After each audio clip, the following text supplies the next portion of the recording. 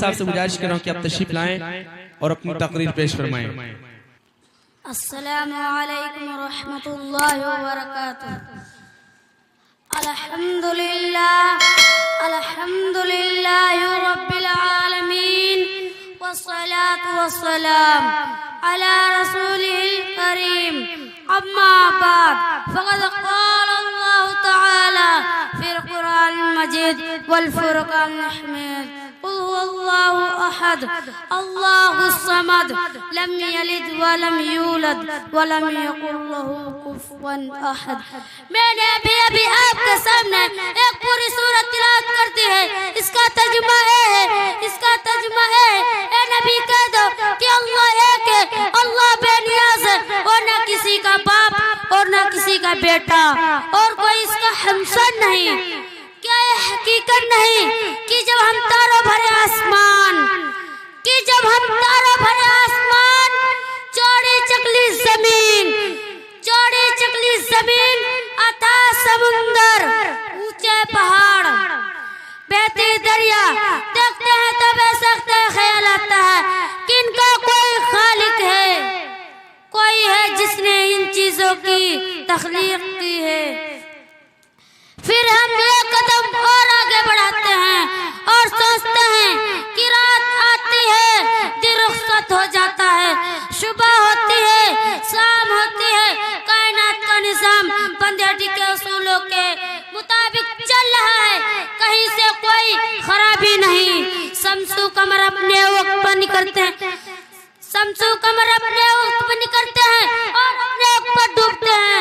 तब ऐसा कहना पड़ता है कि इस अजीम कायनात का कोई हाकिम है जिसे किसी ताउन की जरूरत नहीं, जो सारे जहान से बेनियाज है, किसी का एहसानमंद नहीं, और जो चाहता है करता है, इसे कोई रोकने वाला नहीं।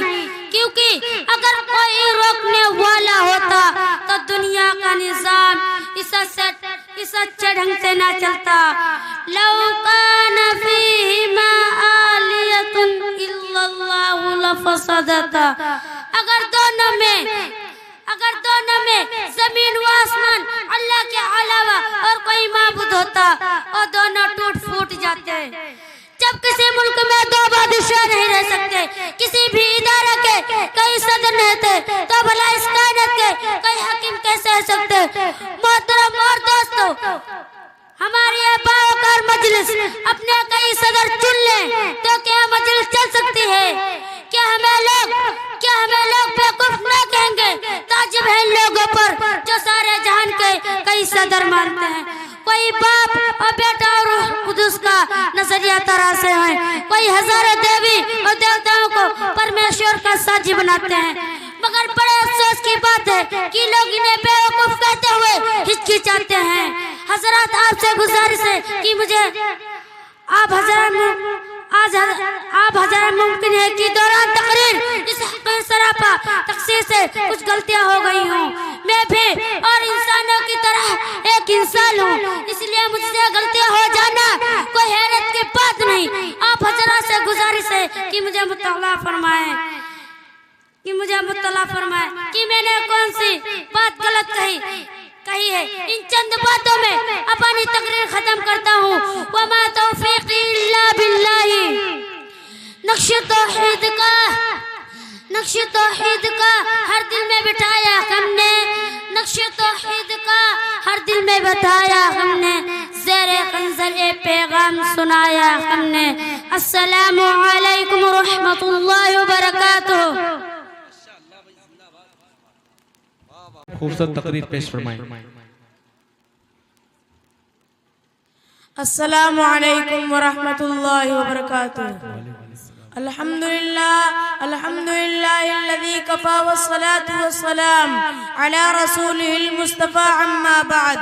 फ़क़द क़ाल अल्लाहु तआला अन्नल अर्ज़ यरिथुहा इबादियस सालिहून। बिलाशुबा हमारे नेक बंदे जमीन के वारिस होंगे। जब सर में हवाए ताअत थी, सरसब्ज़ शजर उम्मीद का था, जब सर ऐसियाँ चलने लगी, उस पेड़ ने पलना छोड़ दिया। अल्लाह की राह अब भी है खुली, आतार और निशास कायम है, अल्लाह के बंदों ने लेकिन उस राह पे चलना छोड़ दिया। जरा आप उस जमाने का तस्वुर करें जब यका वतनहा एक 40 साला इंसान ने इस्लाम की आवाज बुलंद की और सिर्फ 23 साल में वो आवाज इतनी दूर पहुंच गई कि तारीख उसकी मिसाल देने से कासिर है। और अभी एक सदी भी नहीं गुजरी थी कि एक इनकलाब रोनमा हो गया।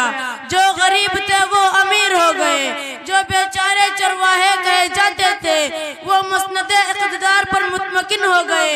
जिन्हें दुनिया वाले अनपढ़ बुद्धू कहा करते थे, उनका सीलो रमा इतनी तेजी से बढ़ा कि रबा मस्कून आलम पर उनके तहजीब व तमद्दुन का डंका बजने लगा।